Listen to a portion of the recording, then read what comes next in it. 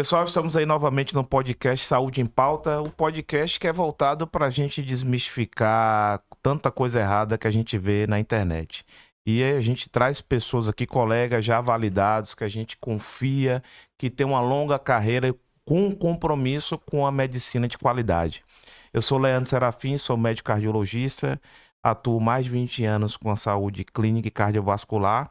E eu digo que não é fácil trazer colegas médicos, porque tem sua vida já cheia, tem sua dinâmica, e quero agradecer a minha queridíssima colega Márcia, que é ginecologista, e a gente vai trazer um papo sobre essas questões de ginecologia que são relevantes para você entender e melhorar a sua saúde. Márcia, obrigado por ter vindo. Queria que você se apresentasse um pouco. Quem é Márcia, para onde veio, para onde vai, o que faz. Fale um pouco para o público conhecer você. Muito obrigado por ter vindo. Por nada, Léo.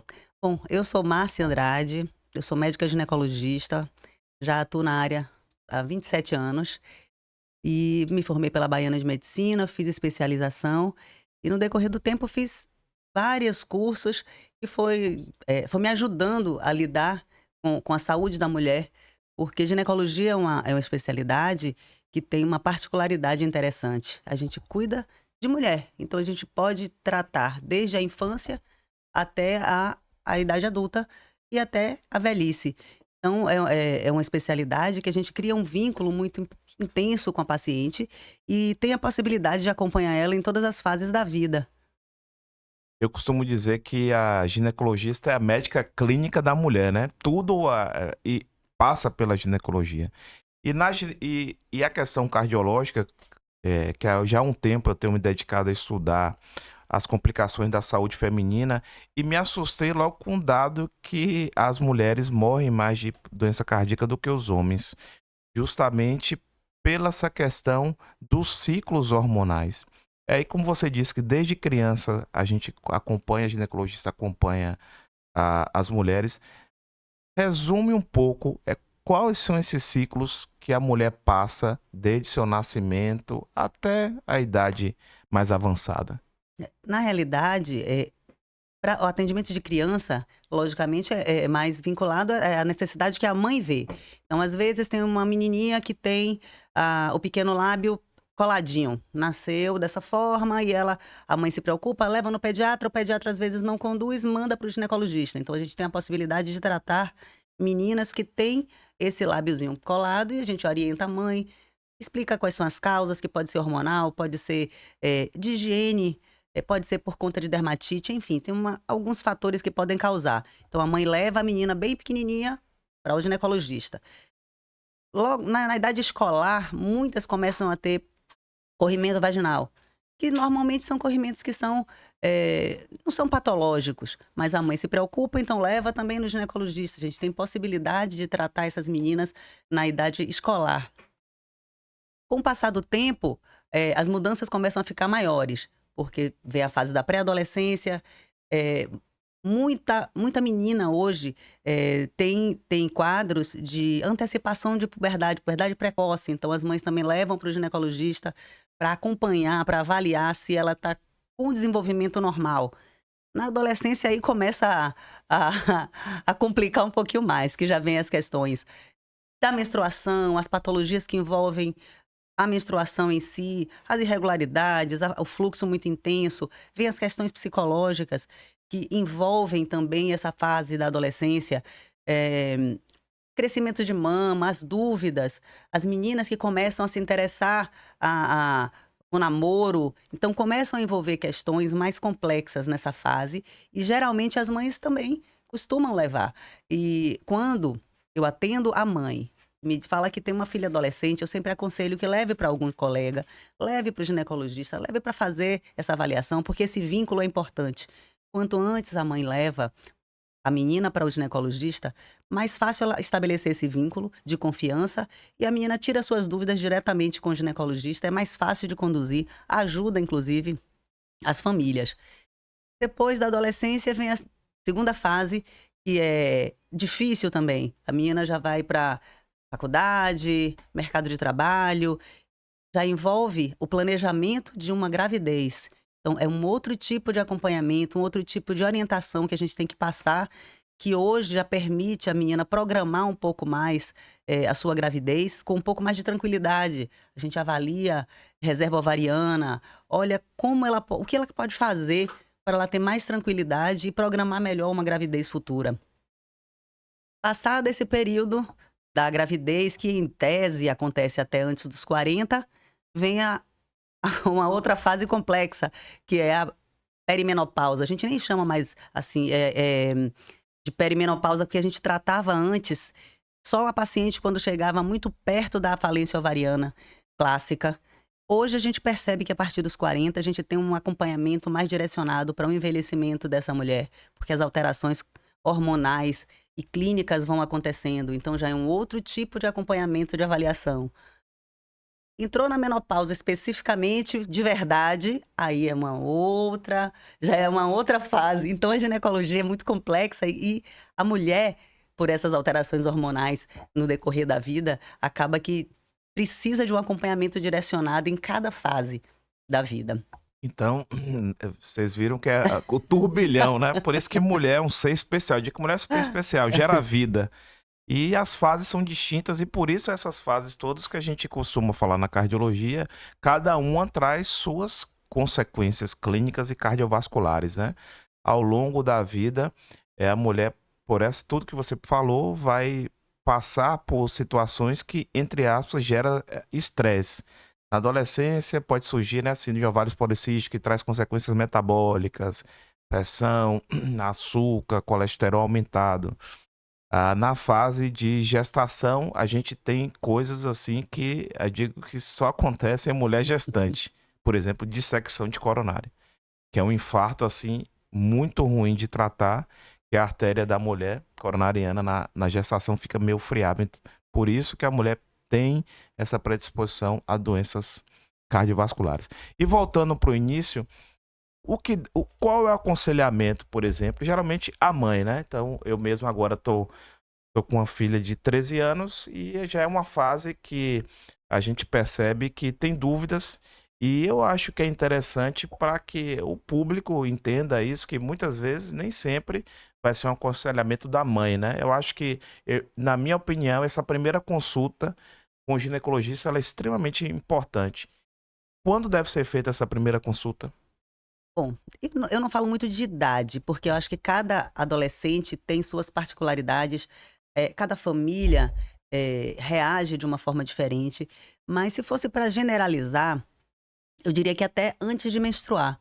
Quando você começa a ver que tá com características secundárias, começou a nascer a mama, para a menina entender que o ginecologista vai fazer parte da vida dela e que é importante que faça parte e que ela estabeleça esse vínculo com o ginecologista. Então eu aconselho sempre a mãe observar.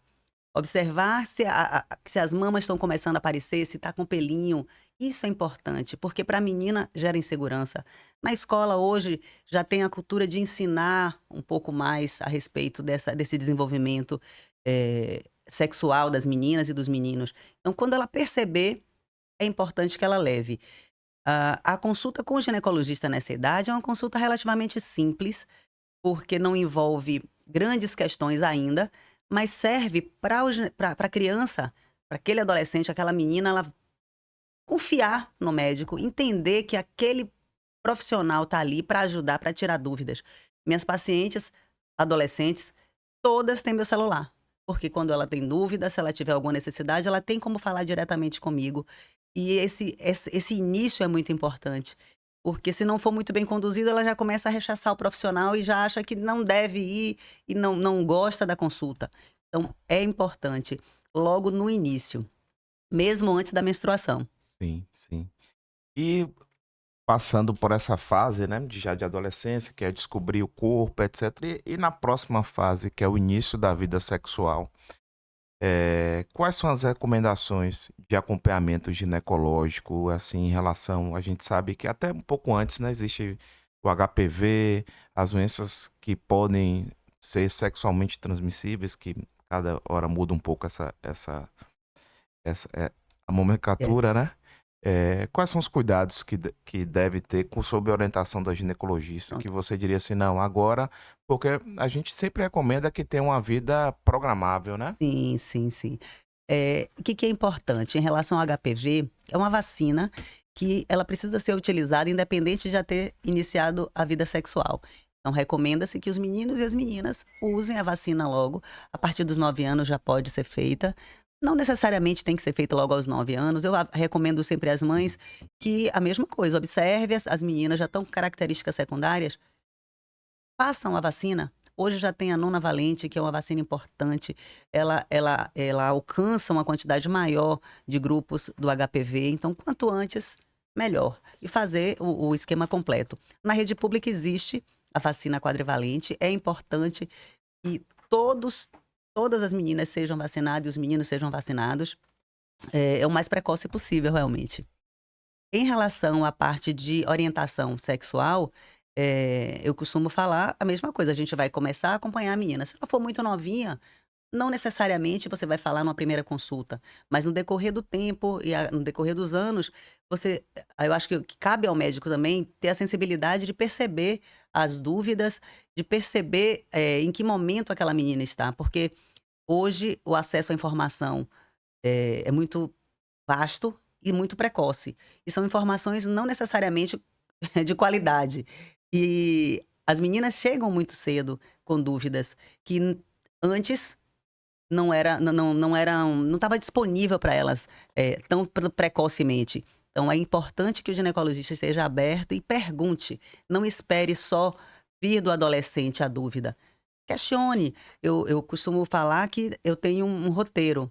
Eu pergunto a queixa e depois eu tenho o meu roteiro de perguntas que eu faço, tanto para adolescentes que não têm vida sexual, quanto para quem já tem vida sexual. Pergunto para paciente idosa, independente da idade. Então, essa orientação ela tem que vir também do ginecologista, não esperar só a livre demanda. Um dos objetivos que a gente criou o podcast foi justamente isso que você disse. As pessoas têm acesso à informação, a informação de saúde não muito com a qualidade ruim, na verdade, a qualidade está ruim da informação. A gente está vivendo uma onda de acesso à informação e acesso de informação de qualidade ruim e muitas vezes voltada com conflitos de interesse, né? Você pega uma influenciadora dessa, de repente, lá, uma adolescente, e ela vai fazer uma propaganda de um produto X, Y, Z, e vai falar sobre alguma coisa que é a realidade dela, mas não está baseado em ciências. É por isso que a gente fala que precisa sempre fazer um acompanhamento com um profissional de saúde, né? É interessante que às vezes chega demanda no consultório para falar, eu vi fulano de tal falando isso e tal, e às vezes manda aquela informação como sendo uma verdade para doutor. Alguns ainda têm um senso crítico, doutor, olha isso para mim para ver se é.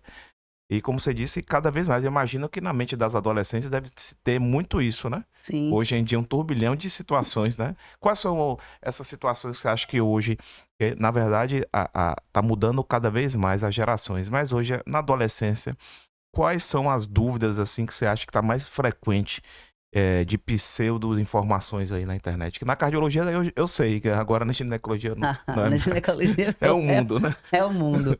Porque tem, a mulher são vários aspectos, então Sim. tem desde a necessidade e a possibilidade de usar um sabonete íntimo ou um protetor diário de calcinha, se isso prejudica, se pode usar, se não pode usar, se é para todo mundo, até cirurgia íntima, clareamento. O adolescente pergunta, que conversa é essa? Você tem que desmistificar, porque vem muita informação para elas e antigamente a comparação que a gente fazia era com a colega, com o vizinho. Hoje a comparação é com o mundo. E cada vez mais existem excessos. Então, as dúvidas, acho que mais frequentes em relação à contracepção, se engorda, se não engorda, isso aí é o clássico e que sempre existiu, eu acho que vai existir sempre. Se usar o remédio vai fazer aumentar a mama, por exemplo. E elas não têm ainda a noção de que o crescimento mamário ele vai ocorrer. Ele vai ocorrer no tempo certo, até determinada idade, a depender de uma série de fatores, inclusive a parte familiar, a parte genética. Então, acho que a dúvida que chega com mais frequência ainda é em relação a esses. a esses casos. E anticoncepcional, engorda ou não engorda? Engorda é comida, Léo. Come mal que você vai ver se você não engorda. Então sempre é os mitos, né? Ah, eu tô com É, tireoide, a tireoide que tá é. me fazendo engordar, mas a pessoa tem hábitos ruins, etc e tal.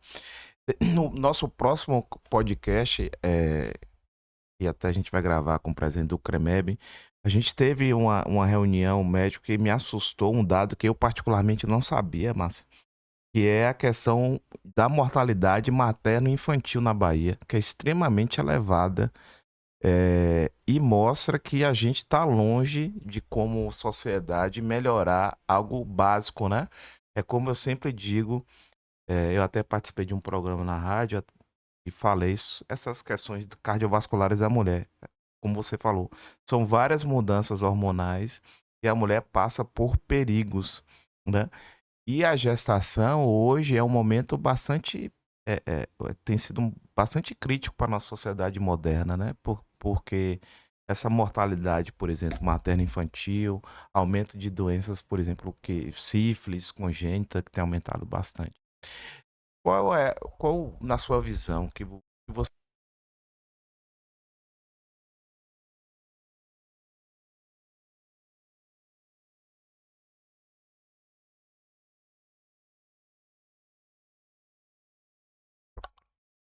foi? Pronto. O microfone ficou mudo aqui, então voltamos lá.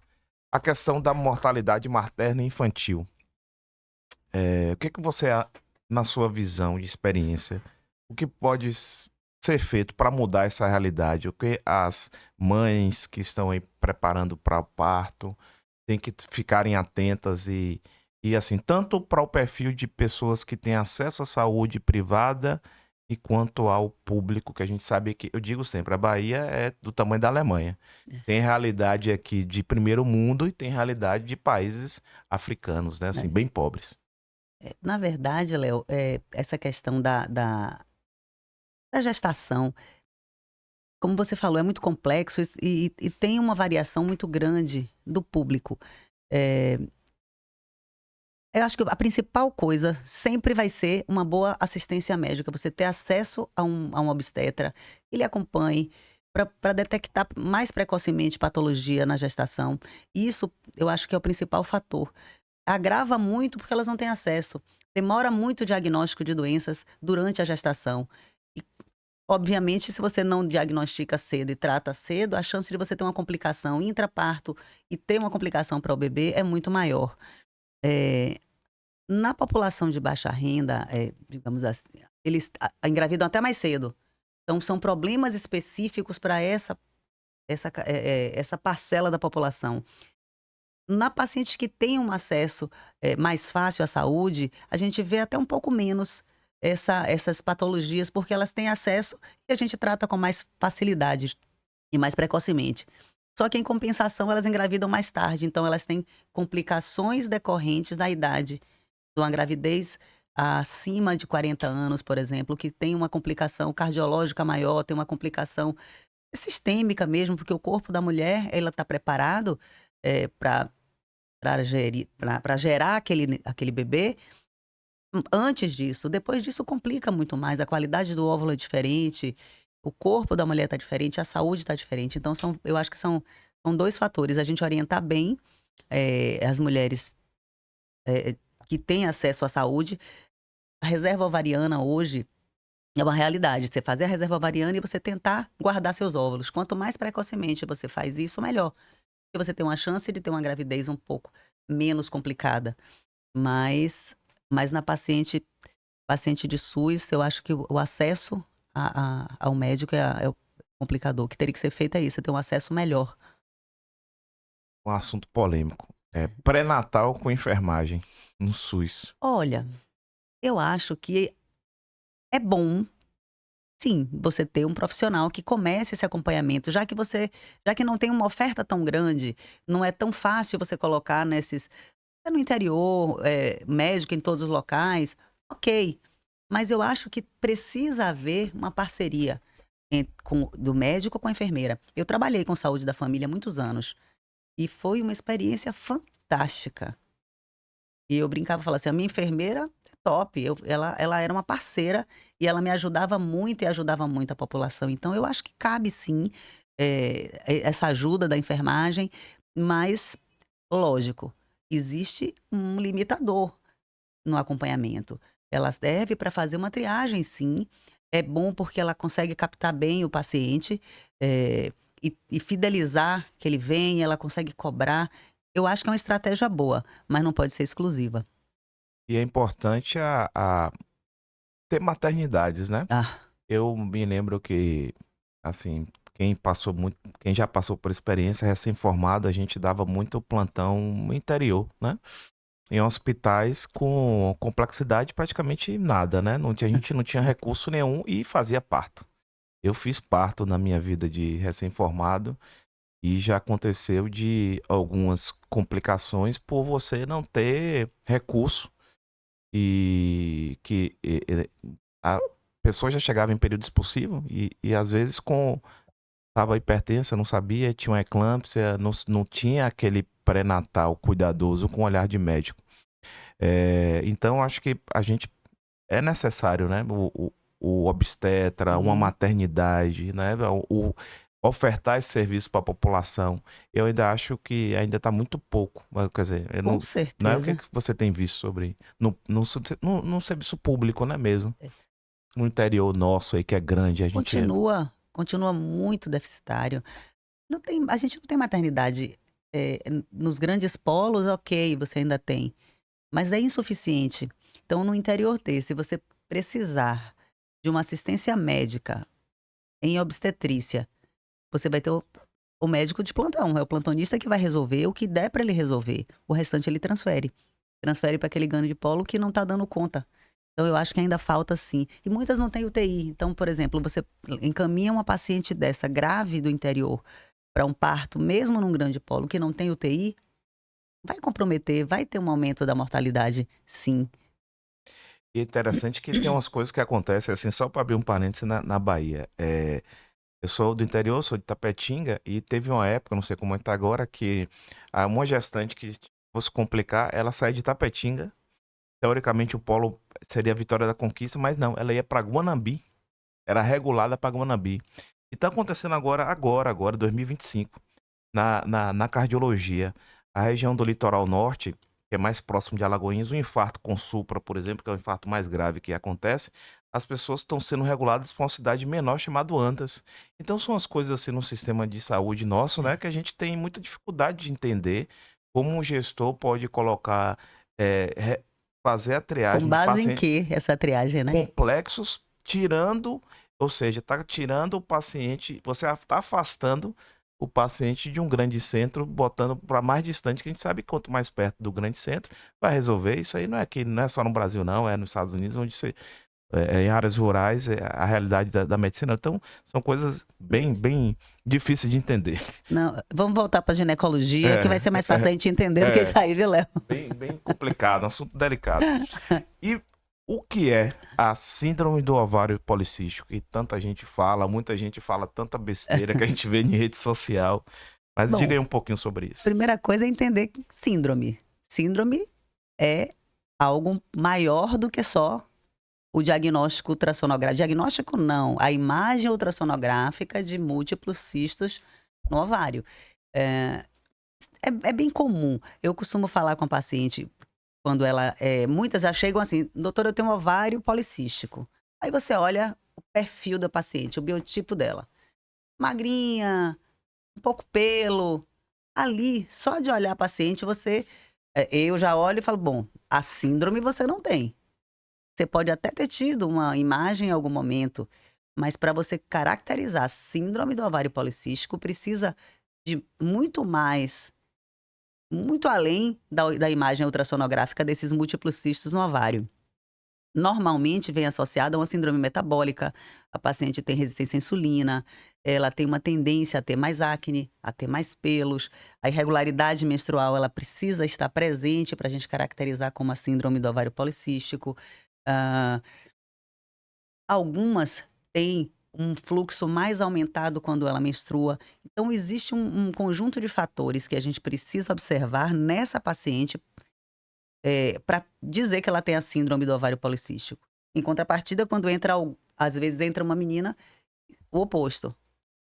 Acima do peso, com muito pelo, com mais acne, escurecimento das dobrinhas, você vê na virilha mais escurecida, a axila mais escurecida.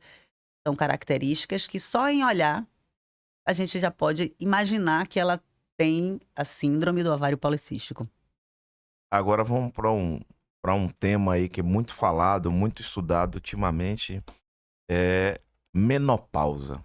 O que é menopausa? De onde vem? Para onde vai? O que come? Onde mora? Meu O que filho, é isso? Que palavra é essa que assusta tanta pronto. gente? Tá? E a gente sabe que é um período bastante delicado, né? E precisa de um acompanhamento com um especialista nessa fase da mulher. Léo, eu acho que de tudo que eu faço hoje, eu acho que o que mais me encanta, por incrível que pareça, é essa fase. E eu não vou começar da menopausa não, porque você está começando do fim. A gente tem que pensar na mulher que está envelhecendo antes de chegar na menopausa. Então, é aquela viradinha de chave, aquela brincadeira que se fazia antigamente. Ai, 40 anos. Pegou 40 anos, acabou. Aí, um monte de coisa, um monte de sintoma. Eu achava que não era verdade, não. Mas agora eu posso atestar que sim. E algumas com 40, outras com 45. E eu mudei muito quando eu entrei na menopausa. Eu já tô na menopausa. Entrei na menopausa com 49. E eu sofri, literalmente, dos 45 até 49, uma série de alterações que eu mesma, apesar de identificar algumas, eu não sabia como conduzir em mim. Falava com colegas e não necessariamente eu tinha nenhuma doença. Então, ninguém tratava nada. E eu sentindo que a coisa não estava boa. Quando eu entrei na menopausa, eu falei, não, vou estudar isso, porque não é só o que eu fazia. Eu fazia o tratamento de menopausa, mas e a perimenopausa? E esse período de preparação do corpo para esse envelhecimento? Aí eu fui estudar. E aí eu mergulhei e me encantei com esse estudo do envelhecimento, que todos nós passamos, homens e mulheres. A gente vai envelhecendo, o corpo do homem e da mulher envelhece do mesmo jeito. O que muda é a parte sexual, que a mulher é um turbilhão de hormônio e o homem é menos complexo, que a testosterona é um hormônio muito poderoso, ele consegue minimizar o estrago dos 40 e poucos até os 50, efetivamente. Então, mascara um pouco mais. Como é que a gente o que que a gente tem que olhar na mulher a partir dos 40, 40 e poucos anos? Ouvir os sintomas, porque as características começam a modificar do corpo, a mulher começa a dormir pior, começa a ter alteração de humor, aumenta peso, aquele peso que não sai nunca, você faz tudo igual. Poxa, eu fazia tudo isso, comia igual, fazia academia, fechava minha boca um pouquinho, perdia peso.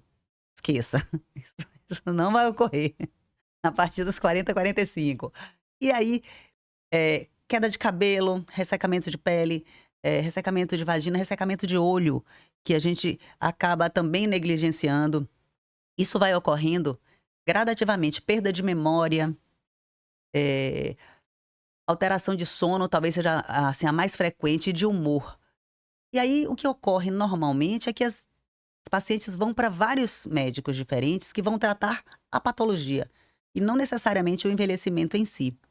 E quando vem para o ginecologista é quando começam os sintomas específicos de ovário. Começa especificamente a coisa do ressecamento vaginal, alteração de libido, dor na relação sexual, hã, o fogacho, calor noturno. Então, quando começam as alterações específicas, é que a mulher costuma pensar no envelhecimento e pensar na menopausa. Hoje, quando eu pego a paciente em torno de 40, 40 e poucos anos, eu já começo a preparar. Eu fiz um roteiro para ela entender o que ela vai passar, porque todo mundo vai passar.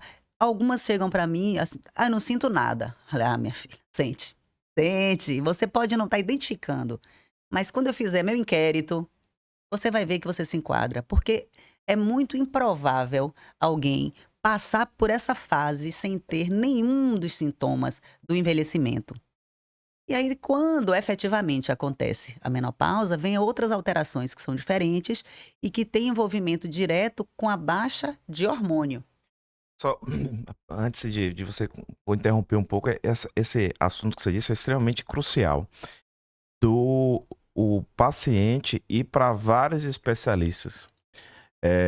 E aí não identificar, né? Você roda, roda, roda. E assim, como eu tenho um entendimento também, eu tô na fase, tá um pouquinho antes de você, na fase dos 40, e envelhecer, eu digo sempre que envelhecer não é doença, né? Envelhecer Sim, são fases.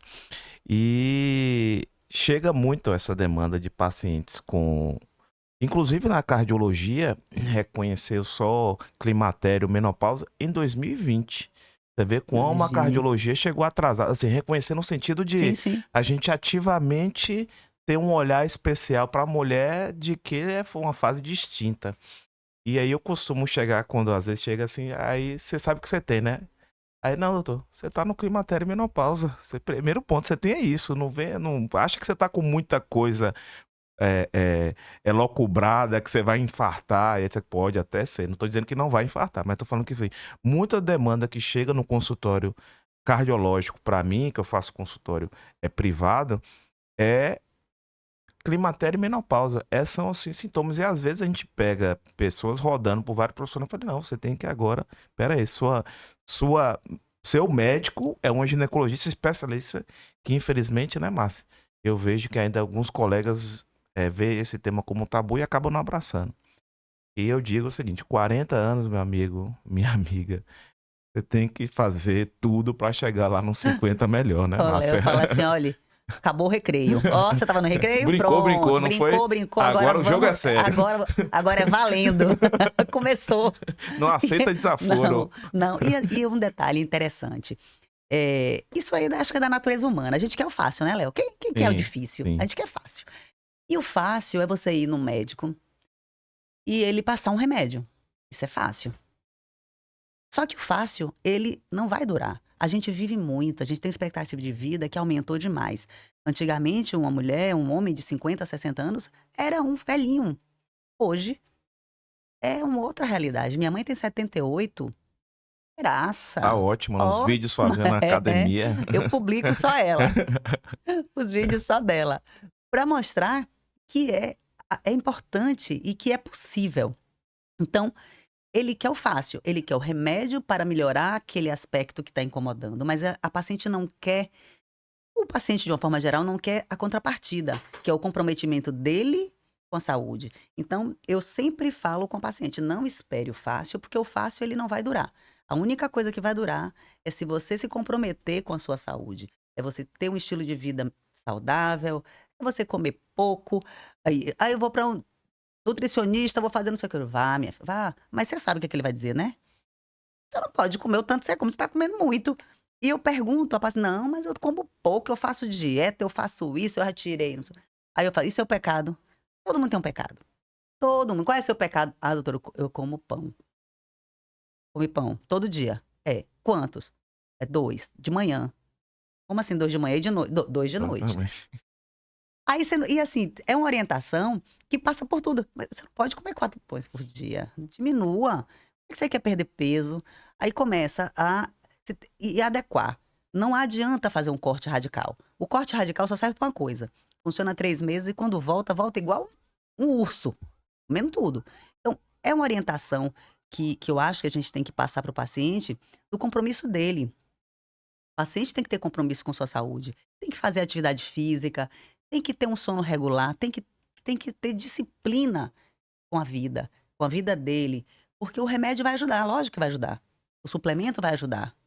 Mas se o paciente não fizer, ele vai rodar um monte de médico e pior, Léo, hoje a gente tem, infelizmente, uma medicina também da ilusão. Se vende muita ilusão, mas vende ilusão para aquele que quer o fácil. Então, quando os pacientes falam comigo, vou fazer, vou acontecer, eu faça, mas olhe, eu brinco que eles fazem a dança da ondinha. Tá aqui embaixo, bem ruim, aí vai no médico, aí pá, faz um pouco. Aí quando ele acha que tá bom, ele para de fazer, aí cai de novo. Aí depois faz de novo. Aí a ondinha fica assim até o dia que ele vê que se ele não fizer, ele vai continuar na ondinha, vai gastar mais e não vai ter saúde. E a longo prazo isso não vai se sustentar. Então, essa fase do envelhecimento hoje, para mim, é o que eu mais gosto de fazer, porque eu vejo um resultado muito legal. A paciente volta efetivamente com um resultado muito bom, com um feedback muito bom. E tem outro detalhe interessante, a gente pensa em menopausa, hormônio. A mulher chega com 43 anos e fala: "Poxa, doutora, minha libido tá péssima. Meu casamento é bom, eu gosto do meu marido, mas, poxa, eu não tenho relação, minha vida sexual tá um horror". E quando você vai olhar, no meu questionário eu pergunto de fadiga. Foi o sintoma que mais me incomodou na perimenopausa, antes de entrar na menopausa, foi fadiga. Eu fazia tudo, mas meu cansaço físico, meu esforço era maior. Então eu oriento a paciente muitas vezes de que não é libido. A paciente vai porque quer hormônio. E o hormônio, essa daí, vamos fazer. E a terapia de reposição hormonal? Hormônio é vida, se for bem feito, se for para a paciente certa, na dose certa, pela via de administração certa, porque eu acho que não tem nada que seja bom para todo mundo e também eu acho que não tem nada que seja ruim para todo mundo. A indicação tem que ser muito individualizada. Então, e depende da fase. Não que uma mulher de 40 e poucos anos não possa usar uma testosterona. Ok, ela até pode. Se ela tiver a redução de libido efetiva, se ela tiver com tudo organizadinho e tiver muito baixo, você pode até dar um empurrãozinho. Mas não necessariamente ela vai precisar durante muito tempo. A mulher na menopausa, se ela não tiver contraindicação absoluta, essa sim, essa eu acho que vale a pena usar. E esse talvez seja o maior desafio hoje da medicina. Eu acho, assim, da ginecologia, eu acho que é a reposição hormonal.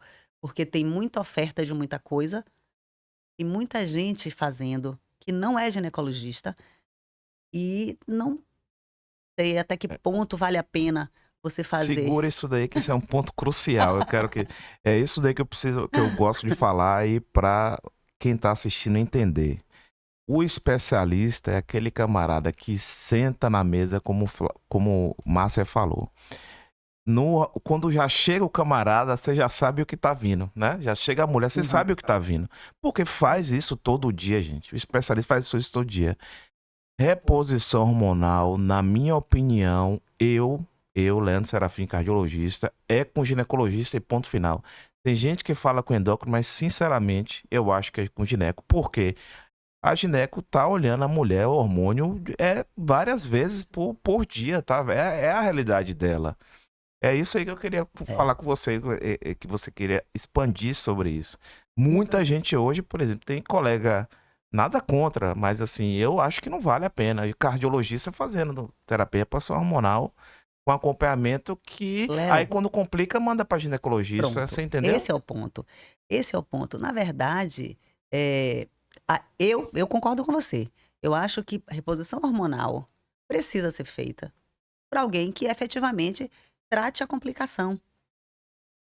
Fazer e dar certo é o que todo mundo quer. Aí é lindo.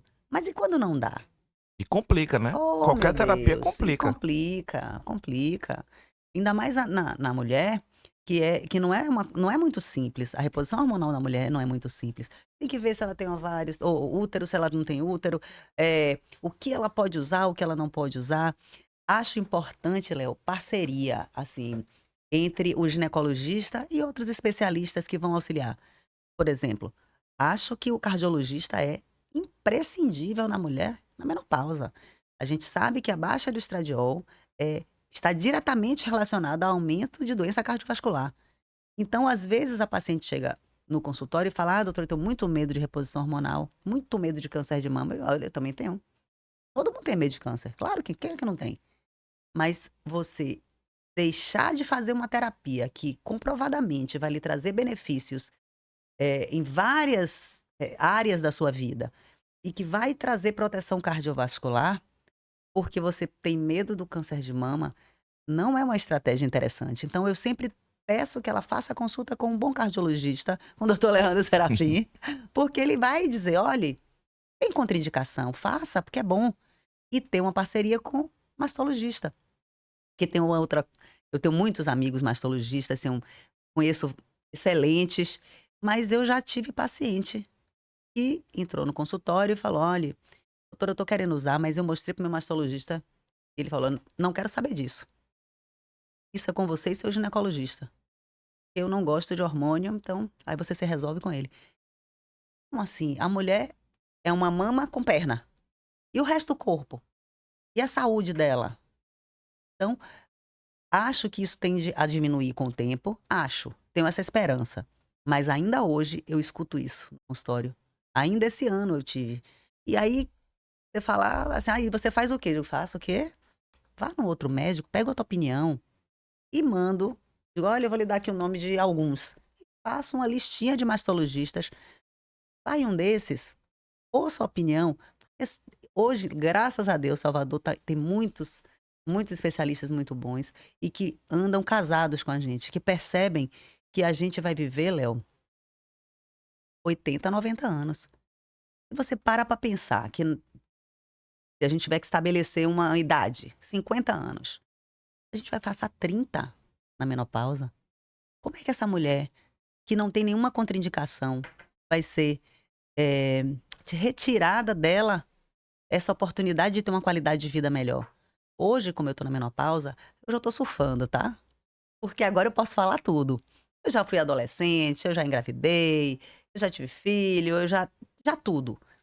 Eu não tinha ainda passado pela experiência, eu não tinha entrado ainda nessa coisa da menopausa, então eu valorizava sempre muito, mas viver é diferente, viu, Léo? É, o skin the game, né, que a gente fala, você Ah, viver menino. o que você tá falando. Não, e é muito diferente. Quando passa é muito diferente. Até sintoma que a paciente me descrevia e eu não sabia o que era, eu escrevi: "Eu tô sentindo uma agonia de noite". Bom, agonia, vamos escrever agonia, né, eu botava agonia. A Deus faz tudo certo, o que é que aconteceu? Meu primeiro sintoma foi essa agonia Agonia. de noite. Aí eu já entendi, já entendi, Deus não precisa fazer mais.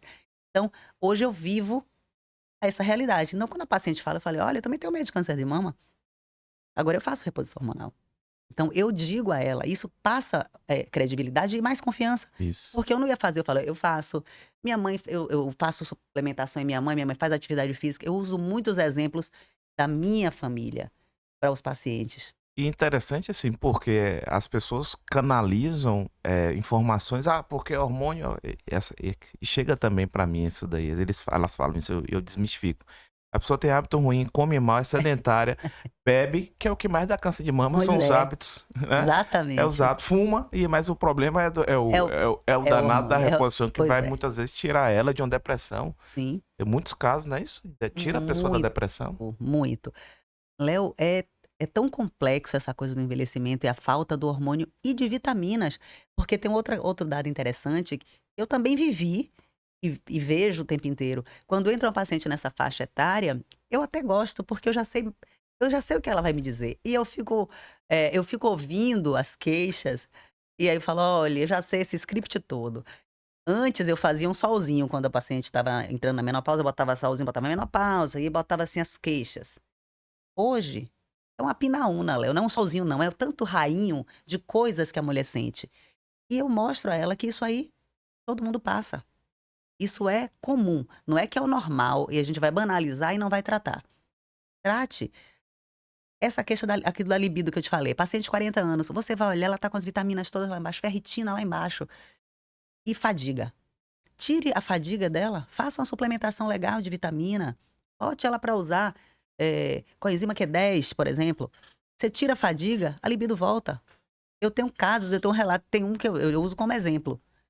43 anos, essa queixa de baixa libido, eu não entrei com nada de hormônio, foi só suplemento, Só simples, acompanhamento, né. só o acompanhamento e ela voltou à vida sexual normal e ela passou mensagem: "Doutora, posso repetir?". Ela falou: "Essa fórmula maravilhosa", coisa simples, Léo. Então, esse acompanhamento não necessariamente é hormônio, e não exclusivamente. Às vezes tem o contrário, a paciente chega já usando hormônio, fala: "Ah, tô péssima, tô usando reposição, mas eu tô sentindo isso, isso", porque não fez o resto.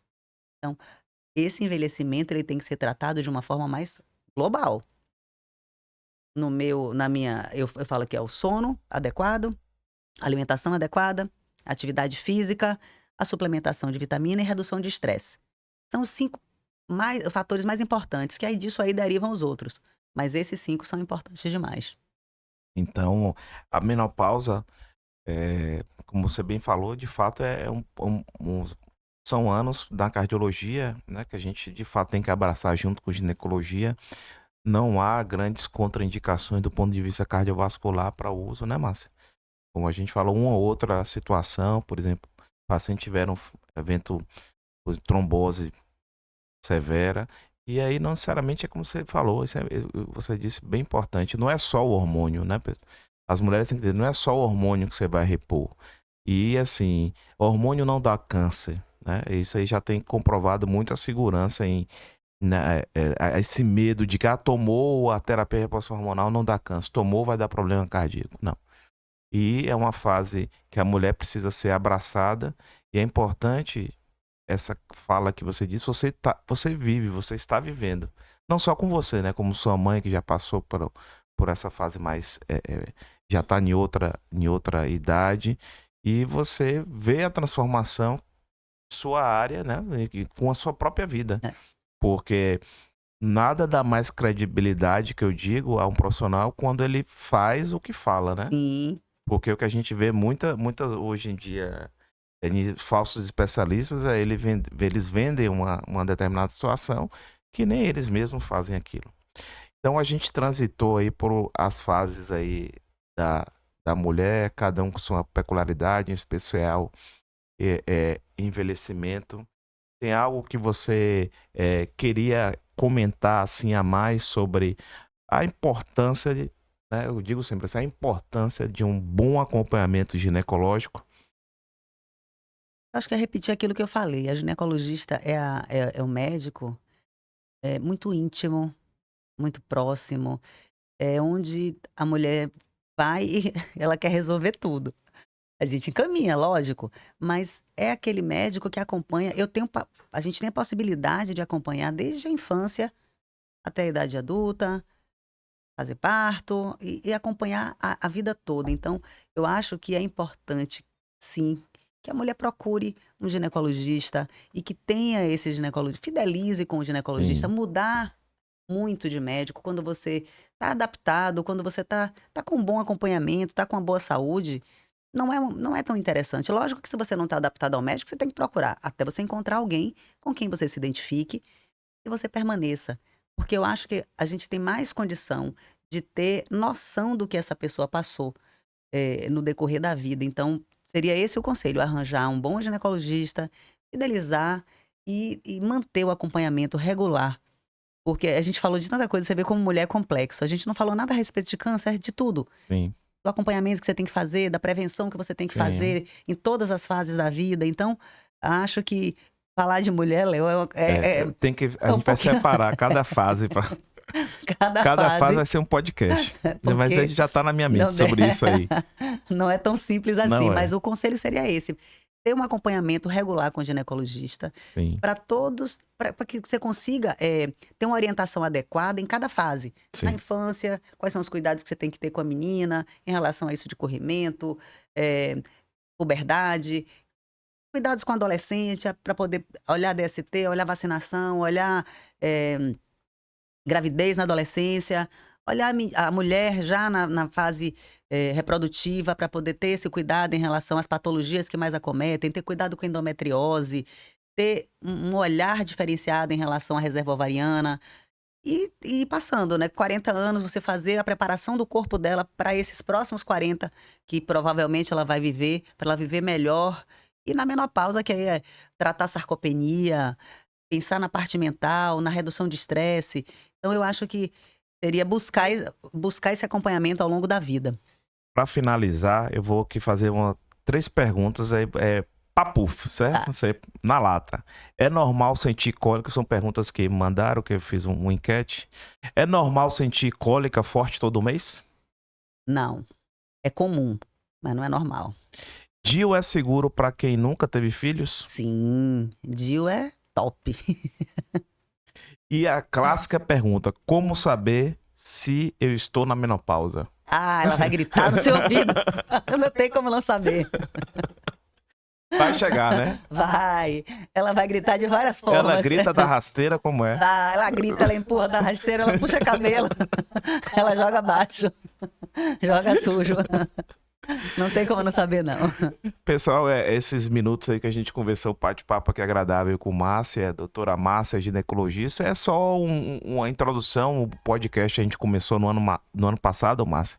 E assim, a gente está dando esse pontapé inicial e vamos ter vários insights sobre, por exemplo, aqui a gente já vai ter que gravar um de adolescência, vai ter que gravar um de gestação, vai ter que gravar um de climatério, menopausa e o pós-menopausa, né? A pessoa que está Sim. chegando 70, 80, como é que a gente vai também Ô, Léo, essa cuidar? 70, 80, deixa eu falar uma coisa engraçada. Minha mãe fala assim: mas minha filha, eu ainda tô na menopausa. Mãe, entrou, você não sabe nunca mais, esqueça, que vai até o Botou o fim, pé, já botou o era, pé, né? acabou. Que É tem pra sorte de sempre. viver muito, né? Exatamente. Então, Márcia, muito obrigado aí por ter vindo, por ter aceitado esse convite. Eu sempre digo que é muito difícil na agenda médica a gente convidar um colega médico, desprender o tempo para estar aqui levando informação de qualidade com pessoas que têm experiência, né? Obrigado mesmo. Você já está novamente convidada para mais para frente a gente bater o papo sobre outras situações. E, pessoal, assista aí o podcast Saúde em Pauta. Nosso próximo podcast vai ser com o Dr. Marambaia, que é o presidente do Conselho de Medicina Regional, que é importante a gente falar para as pessoas a importância do Conselho de Medicina para a população. Obrigado, Marcinha. Um beijo e até Por a nada, próxima, Léo. tá? Tuas Tchau, ordens. tchau. Tchau, tchau. Tchau, tchau, gente.